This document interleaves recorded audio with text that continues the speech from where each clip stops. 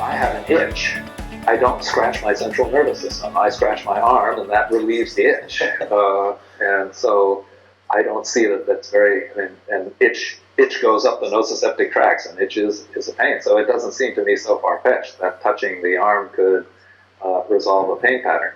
And I don't have enough sophistication, and I count on other people to say whether the particular resolution that I got was due to the fact that the nerve got flossed and therefore wasn't catching in its fascial sheath, whether changing the alignment actually took some biomechanical thing off the nerve, the way we've always thought about structural integration, or whether it was just touching that nerve created a feedback loop that then calmed the thing, or the overall session calmed the sympathetic nervous system, so that loop.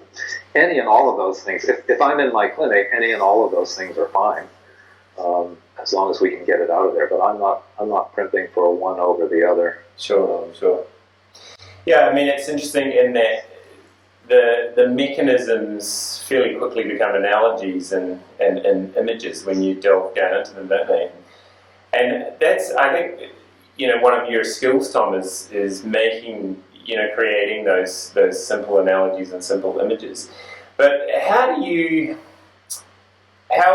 and how would you suggest that people keep themselves honest in terms of, having these this is what I think I'm doing, or, this is the anatomical analogy that I'm using, or how do you not drink your own Kool-Aid over a period of years? Yeah, it's a great question, because the people who drink their own Kool-Aid stop developing. And I'm not sure I have a formula for that. One should hold one's stories lightly, because they will be overturned by subsequent. And I would say that same thing for evidence-based, by the way. People often grab onto this evidence base, and 5 years from now, that evidence base is going to be overturned. I was just reading abstracts last night, and you haven't asked this question, but I'm going there anyway. The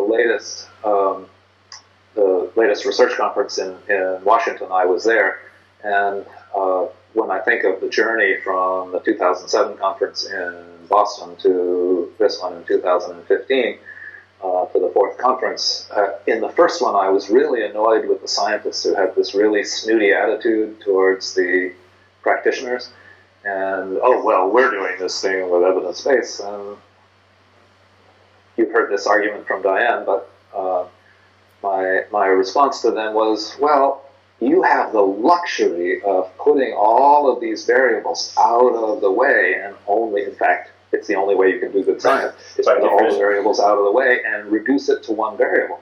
But I don't have that luxury in practice. I am working on a human being with a history who had too much coffee this morning, who's about to go deal with a lawyer. I don't know what, but all of those variables, and he's an endomorph, all of these variables that don't figure into the scientific evidence base because they have to be eliminated are very germane to what I'm going to do next and when I know I'm done. And so I wanted the clinical scientas, the clinical knowing. It's not science in the sense that science is usually shared, but it is a knowingness, and it's a knowingness that has grown over my 40 years of practice. And I think that has a value, whether or not it's evidence-based or not, because you have to deal, we don't deal in statistics, we deal in individuals. But by the time I got to this conference, I had switched around to the other end, which was I was terribly annoyed at this conference, but don't tell anybody, about the number of practitioners who were cherry-picking the science for what reinforced their previous prejudices.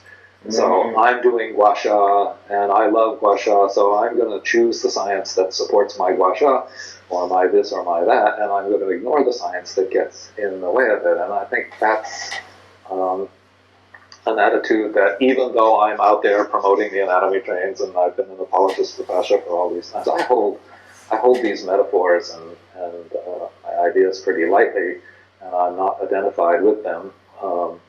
I'm not identified to holding on to any one idea, because I think you will be tripped up. And besides, you don't grow very much. You don't grow intellectually or spiritually if you're not open to having your ideas changed.